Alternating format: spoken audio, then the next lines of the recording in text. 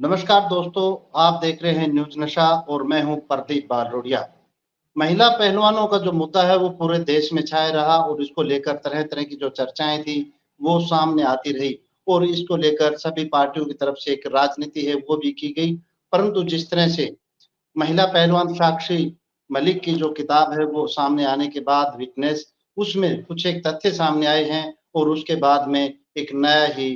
कह सकते हैं कि विवाद खड़ा हो गया है और इसको लेकर भी पूरे प्रदेश और देश की जो राजनीति है वो गरमाई हुई है। इसको लेकर आज हम चर्चा करेंगे। चर्चा में हमारे साथ में आज वरिष्ठ पत्रकार करमवीर सिंह जी हैं। करमवीर सिंह जी, जिस तरह से लगातार महिला पहलवानों का जो मुद्दा था वो पूरे देश में छाया रहा और जंतर-मंतर पर जिस तरह से आंदोलन किया गया और उसके पीछे यही कहा जाता रहा कि कांग्रेस पार्टी का इसके पीछे हाथ है। परंतु जिस तरह से साक्षी मलिक का जो इंटरव्यू सामने आया और उन्होंने एक जो पुस्तक लिखी है, उसके अंदर भी उन्होंने दावा किया है कि इस महिला आंदोलन के पीछे मुख्य रूप से जो शुरुआत है, वो जो बीजेपी की नेता और रेसलर बबीता फोगाट और बीजेपी के एक नेता तीर्थ राणा की तरफ से उन्हें सपोर्ट किया गया और उन्होंने परमिशन दिलाई थी। तो ये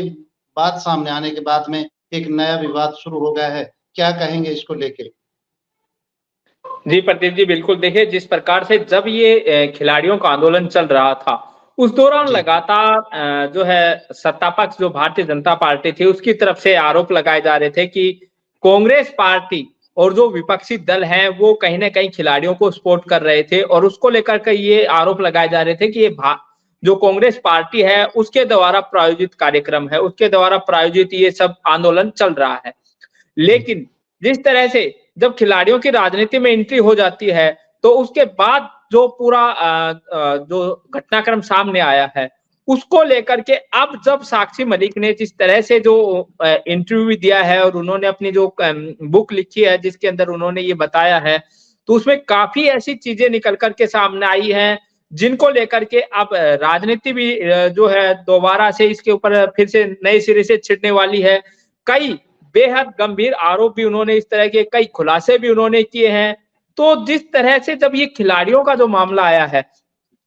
जब खिलाड़ी आंदोलन कर रहे थे दिल्ली के अंदर जब जंतर मंतर पर थे तो उसको लगातार कांग्रेस और विपक्ष का आंदोलन कहा जा रहा था भाजपा की तरफ से। लेकिन उन्होंने जब बबीता फोगाट को लेकर के ये बात कही है कि इस कार्यक्रम जो पूरा हुआ है, जो आंदोलन चला है, इस आंदोलन के पीछे बबीता फोगाट जो है उन्होंने उनको सपोर्ट किया। तीर्थ राणा की जो आपने बात की उनका नाम सामने उन्होंने रखा है कि ये भाजपा के नेता थे जिनका हमें समर्थन मिला और जिन्होंने जो है इस आंदोलन के लिए कहीं न कहीं उनको जो है प्रेरित किया, उनको आगे बढ़ाने में कहीं न कहीं उनकी हेल्प की। और इसके साथ ही जिस तरह से अब उन्होंने बबीता फोगाट के बारे में कहा कि उनकी मंशा क्या थी। वो भारतीय कुश्ती महासंघ है, उसके जो अध्यक्ष की जो कुर्सी है, उसको लेकर के उनकी मंशा थी कि अगर इस तरह से ये आंदोलन चलेगा तो उसके जो अध्यक्ष की कुर्सी है, वो उन्हें मिल सकती है। तो ये जो आरोप लगाए गए हैं, ये जो खुलासे किए गए हैं इस इंटरव्यू में और उस पुस्तक को लेकर के, ये हरियाणा की राजनीति में खास करके एक नया भूचाल ला सकते हैं। तो ये अब देखना होगा कि आने वाले दिनों में जिस प्रकार से इनके ऊपर प्रतिक्रिया आनी शुरू हुई है, आज विनेश फोगाट ने इसके ऊपर प्रतिक्रिया दी है। जिस तरह से उनको लेकर भी उन्होंने कई बातें कही हैं कि भाई बजरंग पूनिया और विनेश फोगाट के लोगों ने उनके मन में कहीं न कहीं लालच भर दिया और उसको लेकर और उनके जो ट्रायल में उन्होंने छूट ली, उसको लेकर भी उन्होंने कहा है कि इन्होंने इस तरह के काम करके इस आंदोलन में कहीं न कहीं दरार पैदा करने की। तो ये जो चीज़ें हुई हैं, अब इनके ऊपर प्रतिक्रिया जिनके ऊपर उन्होंने आरोप लगाए हैं, उनकी प्रतिक्रिया आनी। बबीता फोगाट पर आरोप है तो उनकी प्रतिक्रिया अभी तक नहीं आई है। वो आएगी, उसके बाद देखना होगा कि उसके बाद फिर इसके ऊपर किस तरह की राजनीति होती है। लेकिन ये निश्चित है कि जिस तरह के जो आरोप लगाए गए हैं, एक तो ये है कि भाजपा के ही नेता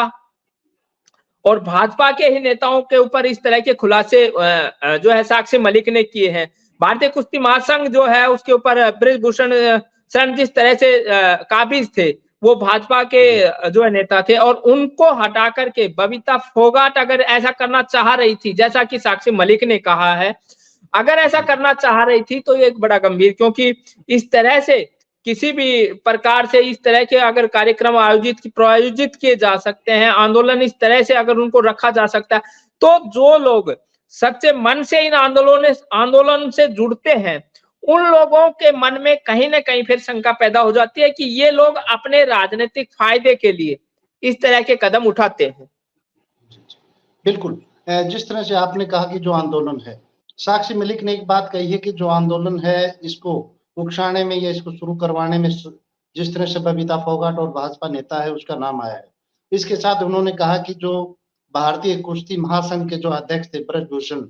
उनके ऊपर जिस तरह के जो आरोप थे 2012 की जो घटना का भी जिक्र है वो बिल्कुल सही थे और इसको लेके जो भारतीय जनता पार्टी के बड़े नेता हैं उन तक शिकायत भी पहुंचाई गई, परंतु कोई कार्रवाई नहीं हुई। उसके बाद में उन्हें मजबूरी में वहां धरना देना पड़ा और इसको लेकर उन्हें परमिशन तक दिलाने में भी बीजेपी के ही जो नेता उनका सहयोग मिला है। तो क्या कहेंगे कि जिस तरह से अपने ही पार्टी के जो नेता हैं उनको कुर्सी से हटाकर और खुद बैठने की मंशा रखने के लिए किस तरह से